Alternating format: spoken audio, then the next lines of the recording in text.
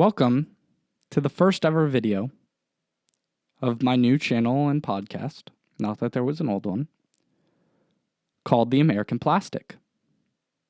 For those of you unfamiliar, perhaps, with the soccer vernacular here in the States, a plastic fan is someone that is very analogous to a bandwagon fan.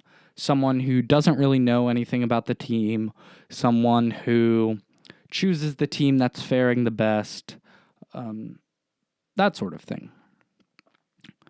Now, hopefully, over the next few episodes, I will convince you that I'm not, in fact, a plastic. But I'm hoping to lean into that stereotype quite a bit, to offer takes based on nonsense, to rank things that shouldn't be ranked, to comment on players in a way that doesn't necessarily speak to their soccer abilities, to, just show you what I see as a soccer fan that was unlucky enough to be born in the least soccer enthusiastic country in the world. For now. And so, given that this is my third time trying to record this video, because I tend to talk far too much, I'm instead going to flash up my predictions right now and talk about some highlights, because what I've found recording this video twice is that I'm an idiot. I know absolutely nothing about West Brom in relation to my peers on YouTube or people making podcasts. I know very little about Sean Dyche's game plan for next year at Burnley. I don't know whether this year's horrendous finish for West Ham was a fluke or if there's something really deep going on at the club. And so I'm going to take you through what I do know, and where I don't know things, I'll make them up and I'll try my best to make them entertaining. And I sincerely hope that you will lambast me in the comments, that you will absolutely tear me a new one, because that's how I'm going to get better. That's how I'm going to learn. And that's only going to make me feel better about calling this the American Plastic. So, without further ado, let's talk about what I think I do know. And whereas most YouTubers or podcasters like to do table predictions from the bottom up so that you're forced to watch the entirety of their video, I know that no one is watching right now, and so I'm going to go to spots 1 and 2. And not all that controversial, but perhaps noteworthy, is the fact that I put Manchester City comfortably over Liverpool. I myself am a Liverpool fan. I watch every Liverpool game I can. And for that reason, I think I'm putting them second. I think that, there's a lot of talent at Liverpool right now. This is perhaps a golden age. With Van Dijk, Salah, Mane, Firmino, who does more than he lets on, Robertson, Trent Alexander-Arnold, all world-class players that have carried Liverpool to a Champions League, a Super Cup, the Premier League, and more. However, I think if you look at Klopp's time at Liverpool, perhaps the most boring soccer that he played was this past season. Liverpool scrapped together close wins. I mean, they were serial point grabbers, where in the final minutes of a game, they would somehow transform a tie into a win, or something of that sort. But I think, not to say that that had a lot to do with luck, but I think that, to borrow the words of the great German Jurgen Klopp, that was down to them being mentality monsters. But somewhere along the way, I think Liverpool became less monsters. which to some might sound good, but to me sounds bad. And I think City are going to be quite pissed at how this year turns out, especially if they aren't able to win the Champions League. I think the additions of Ferran Torres and Nathan Ake are, they're not world beaters, but City don't need world beaters. They have plenty. These players, though, are going to plug gaps that cost City this year's title and are going to make it even more evident next year that Klopp is not some messiah who single-handedly can lead any team to glory, and is going to again highlight the brilliance of the bald fraud Pep Guardiola. Moving down, perhaps Man U in third isn't all that notable, given how well Bruno Fernandes has turned out for them, given how prolific and how much unexpected return we saw from Mason Greenwood, how high above his XG he punched. Perhaps Chelsea at fourth is a bit surprising, given that they've just signed Timo Werner and Hakim Ziyech. But much for the same reason I put Fulham at 17th instead of in the relegation zone where they finished last time, is because of my belief that if you sign a great deal of players, as Fulham did 2 years ago, and as Chelsea have more or less done this summer, I mean, the volume of the players isn't that big, but they're going to be making fundamental shifts to how they play, because Werner is not Giroud. They're going to make fundamental shifts in their personnel, and they're going to be playing perhaps even a different brand of soccer.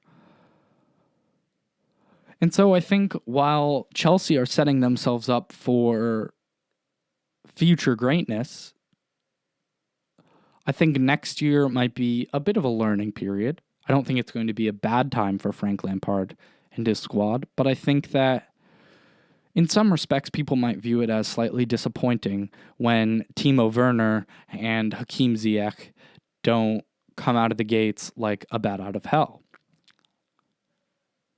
So that's why I put them fourth, a little bit below Man U, and 15 points above Wolves. I think the top four next year are really going to break away. Man City, Liverpool, Man U, Chelsea. These are teams that on their day can beat anyone in Europe. All four of them. And I stand by that. Ole Gunnar Solskjaer, he is not Pep Guardiola. He's not Jurgen Klopp. I would even say he's not Frank Lampard. But he has, along with the backing of the Man U board, built an incredibly talented team that on their day look absolutely unbeatable. And so I stand by my claim that top four will set themselves above the likes of Wolves, Tottenham, Arsenal, who perhaps not historically, but from the perspective of club brand and hype, you might, in the case of Wolves, you might expect to do better. Although I am being generous to Wolves here, and I'll explain why.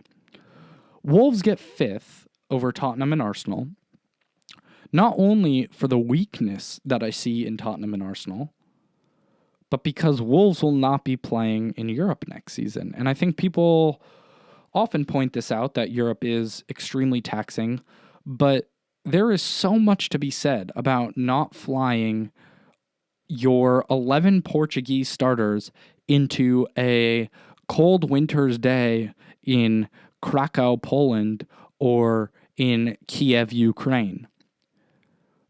These are players that, although they obviously desire continental glory, perhaps will feel it in their legs when they go from playing Thursday night halfway across the world to going home and then stacking up against Timo Werner, Hakim Ziyech. And we saw that at the start of this year. We did.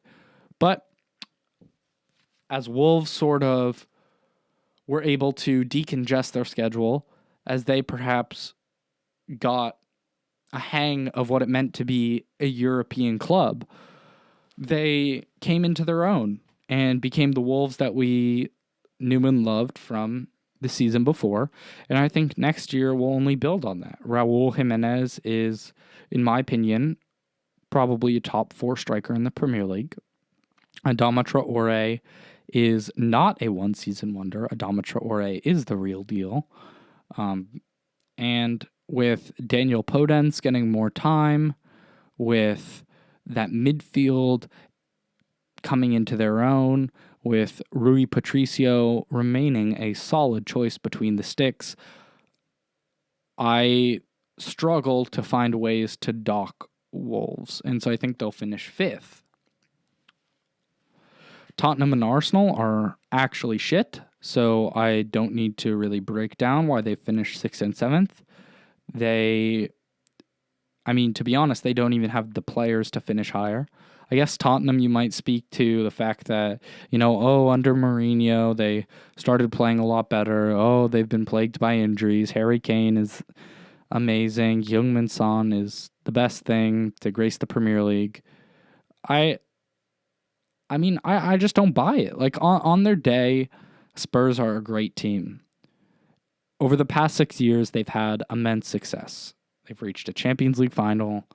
They've gotten second. They've run with the big boys. But there are fundamental problems plaguing Spurs, and I think people also overlook the fact that next year Spurs will be perhaps more than ever defensively handicapped. They've lost Vertonghen, which, nowadays he wasn't exactly their crown jewel, but I don't have confidence in their drunk driving goalkeeper. I don't really have confidence in their center backs Alderweireld and Davinson Sanchez. They're good, but they're not Liverpool, Man City, Man U, Chelsea good, although Chelsea have a terrible defense. And, whereas the modern game really demands so much on having competent forward-moving wingbacks, Tottenham and Arsenal lack that on both sides, barring a healthy Bellerin. And so, I think Tottenham and Arsenal are both going through deep problems at each club. They're going to perhaps regret some of the purchases they've made. I'm speaking about Nicolas Pepe, who perhaps is already a regret. Maybe Pierre-Emile Højbjerg. But, more immediately, Tanguy and Ndombele. And, I wouldn't say Steven Bergwijn, but it's possible. But both have spent money foolishly, and the chickens will come home to roost next year. I've realized that I haven't really skipped a team, and I'm falling into my typical long-winded speeches, so I'm going to break it up here a bit. Leeds gets 8th because I like Bielsa a lot. I think he's going to shine. I think his attention to detail perhaps is some psychological thing that's going on with him, but either way, the man is a genius when it comes to opposition planning. He will prepare his team for any fight with the big dogs that they might come across in the Premier League, and I think they're going to fare excellently. They have been waiting to be promoted for a couple years now, and I think that's allowed them some healthy time to build a deep squad full of talented players that are going to actually take it to some teams next year by surprise. Everton's unremarkable in 9th. Leicester's remarkable in 10th, insofar as they looked like they were going to be playing Champions League soccer all this past year. But again, I think, Leicester, as good as Jamie Vardy was this year, I don't think he can put up those numbers again. He's a great player, don't get me wrong, but the number to win the Golden Boot at his age with that team is remarkable. Like, hats off to Jamie Vardy. But I struggle to see him duplicating that success. Nothing really against him, but I just don't think he gets the service that he needs. I think he might start feeling his age in his knees. that sort of thing. And I think, European soccer in the Europa League is going to really take a toll. I think Leicester are the best when they're high-flying, are in good form. Brendan Rodgers looks happy on the touchline. And I think the start of the season is going to be a big kick in the stomach for them when they're traveling across the continent and when Vardy doesn't exactly pick up where he left off. And so I see them dropping, but not irreparably. They will still be a good team. West Ham moves up because Felipe Anderson is too good for them not to, because Thomas Souček is a very, very decent signing that they've made.